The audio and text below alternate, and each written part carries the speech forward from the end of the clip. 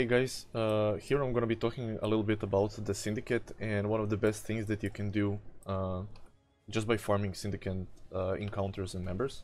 I'm gonna cover like most of the good ones for research, and I actually have some prepared here. So what I did, you can probably see on the screen my setup for the research members and for the what do you call it, transportation. You see Hillock is in transportation as well. And for that reason I killed the boss, the Katarina. The reason why you want to kill the boss when you have gathered up level 3 members is because then it applies the level 4 to every single member. So if I just did research, the research boss there, then I would just get tier 3 members, which we don't want. We want tier 4 members. The tier 4 is important because it gives you the best modifiers, of course, that you can get. So a bunch of these I'm gonna show you here, and these are like one of the favorite ones that I like to use. First off, let's go to this side, and let's find, I think it was up here, crafting bench. Yeah, so this is Hillock in transportation. It modifies the weapon's quality to 30%. So this is 38% if it's tier 3, so you can go for that one as well. It's like 2% difference. But this is if you get a tier 4 one. If he is in fortification, it's going to be the same thing, but for armor, right?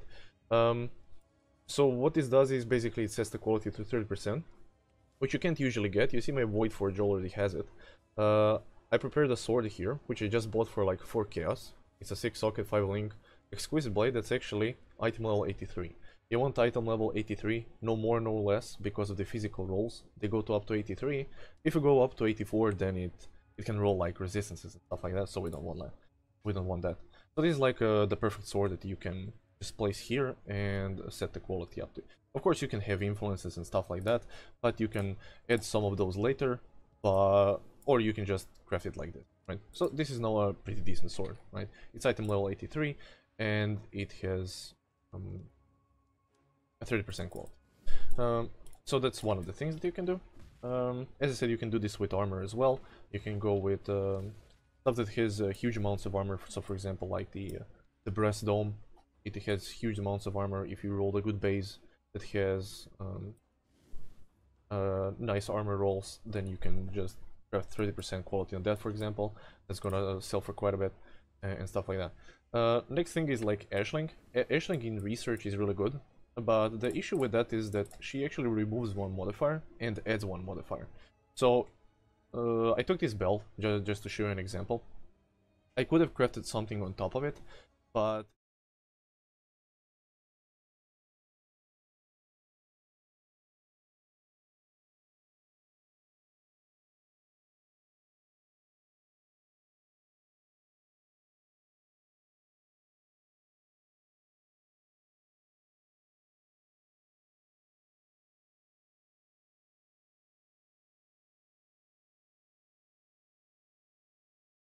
yeah, the thing is, it's going to remove one mod and add another one. So I'm hoping it's going to remove either reduced enemy stun threshold or the armor and add something that's going to be veiled. What this is going to do is it's going to give me a really good modifier. It's going to replace a bad one, and I'm still going to be able to craft something on the item through the bench, because this item has only 5 modifiers. So these are some things to look out for. So we can just go and gamble here. So there are probably better ways of doing this, but honestly, I just don't want to bother. And this is what you can do. So let's see what's going to happen. Replace random modifier on rare item with a veil modifier. Bam. And what did we replace? Exactly what we wanted, right? So we removed the, what do you call it? The stun threshold thing. So we can just go to the coastal hideout now. Whoops. We want to unveil. So we go to the June, boom, unveil. And now we can choose something good. So we can either go for stats. Stats are actually pretty good on the belt. And this is why it's good to use a belt, actually. This is something I forgot to mention. It's good to use a belt because it has a lot of useful modifiers when unveiling. You can get resistances, you can get attributes, and you can get cooldown reduction, actually. So cooldown reduction is very valuable, and if the other stats are really good, it's going to be even better.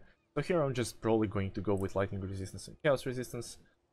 It already has a lot of resistances. It's missing lightning, so fire, cold, lightning, and it's going to have chaos then, so it's really nice. And what this enables me now is to just go here and we can add something else. For example, we can go with elemental damage with attack skills. This is something that people like on the belt. We could also just go with damage. This is one exalted orb, so I'm just not gonna do it right now. Can slap armor, I think, on it as well, or evasion if you need evasion. But yeah, I'm just gonna hit this. Daily damage. Gonna roll it a little bit. Let's get to 30%. Come on. There we go. 30%. And now this is a really beastly belt. So this belt cost me like 30 chaos. Now it's going to be much more, right? Okay. So let's go to the other ones. So I showed you the hillock thing. I showed you this one. Let's go the Triad grip. So the reason why I have these gloves is actually because I also have Vorichi in research. And what this does, Vorichi should be somewhere. And I should have remembered this like, before I started making this video.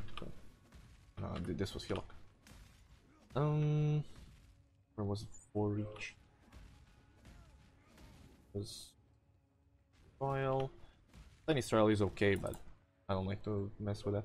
Okay, so if you have Vorichi in research on tier 3 and you do Katarina, he's gonna be tier 4, and then you're gonna be able to roll up to 6 white sockets. So it's like almost like a 50-50 chance of you getting. It's not 50-50.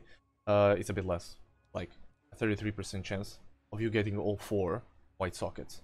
And why this is good on these gloves is because you see minions convert physical damage to chaos damage per white socket. So if we manage to get all 4 of them, it's going to be 100% conversion to chaos damage.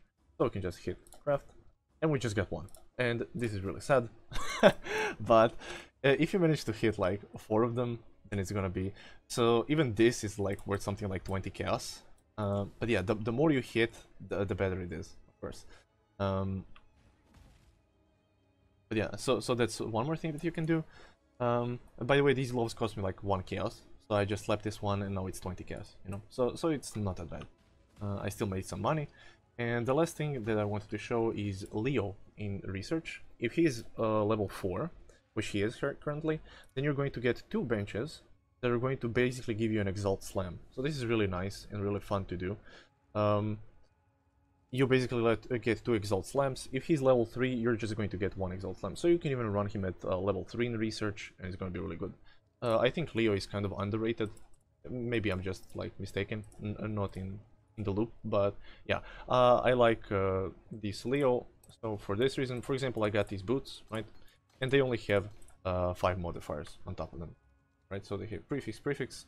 I crafted something, and then suffix. So we can add another suffix. We can just Exalt Slam this, no risk, right? Augment a rare item with a new random modifier. So we're just gonna get an additional modifier. Bam. What did we get? We got strength. Yeah, we got strength, which is okay. Like before they didn't have strength, now they do have strength. We got a bunch of life. Not great, not terrible, you know, 3.6. And we have another one, and this is why I prepared this jewel as well. This jewel is pretty decent.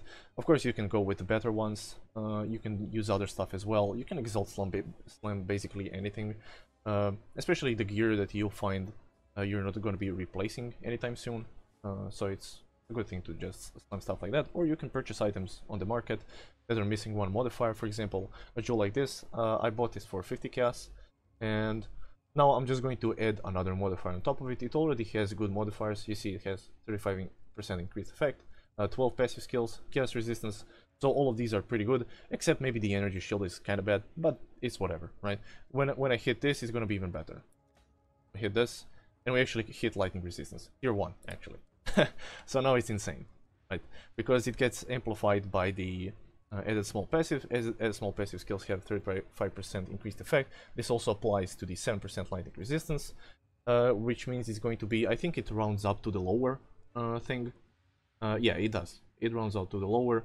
A third of 7% is 2 point something, so it's going to be 2. So that's basically like 9 to lightning resistance, 6 to chaos resistance, and 5 to make some energy shield, and of course the lightning damage.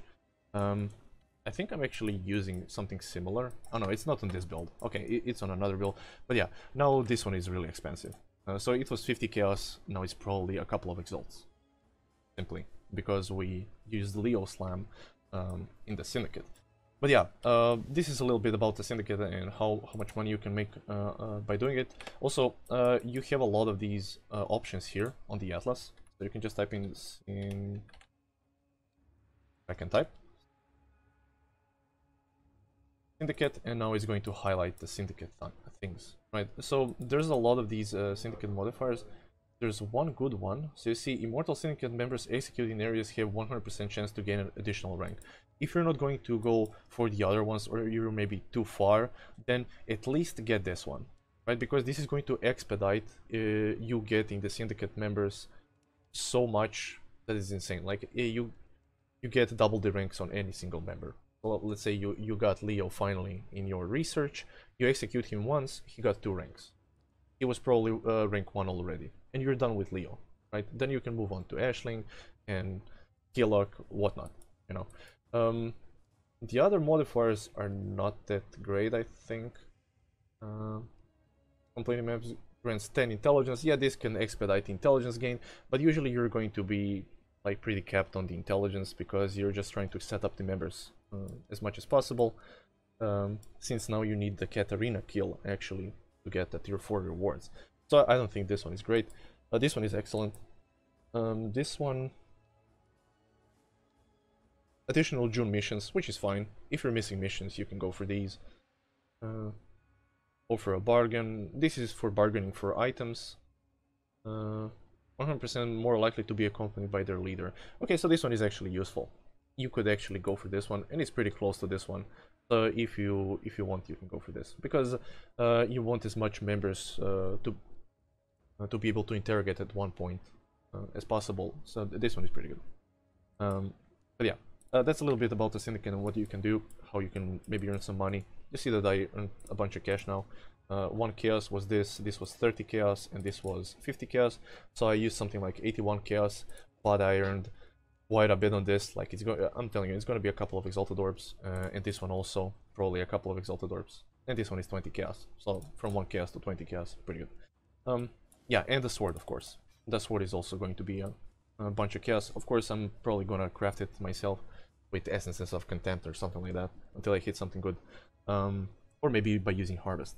But yeah, that's all I have for you today. A little bit about the Syndicate, and thank you guys for watching. Hope you stay for some new videos. Hopefully I'm going to be making more.